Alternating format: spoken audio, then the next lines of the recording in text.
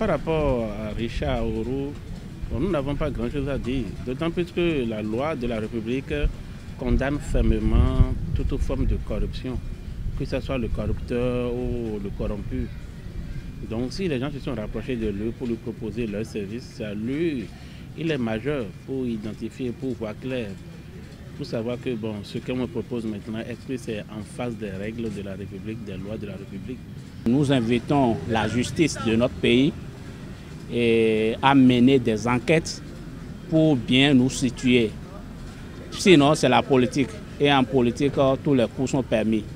Ils n'ont qu'à laisser la politique à part et nous donner la bonne raison des faits.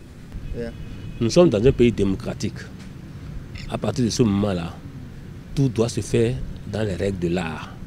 Si aujourd'hui, le ministre de l'Intérieur a constaté que ces cadres ont fauté et ont pu avoir les preuves et ont pu mettre la main sur ceux qui ont organisé cette fraude pour qu'il ait son récépissé provisoire, je pense que la justice est là pour faire son travail.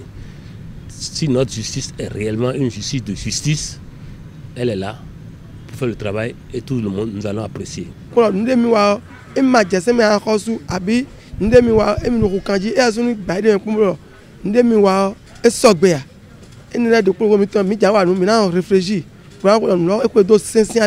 D'autant plus qu'il pense, il inspire diriger notre pays, ça ce n'est pas assez grave.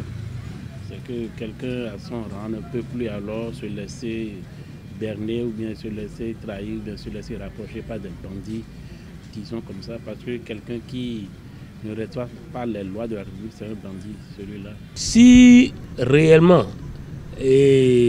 celui à qui on reproche qu'il a eu à organiser une fraude pour avoir son récépissé provisoire était réellement dans l'esprit de diriger ce pays, je pense que la nature nous a montré ce qu'il est et les mains de nos ancêtres existent toujours et ont dévoyé ce qu'il a au fond de lui. Nous invitons la police républicaine à travers la justice à bien mener des enquêtes et nous situer.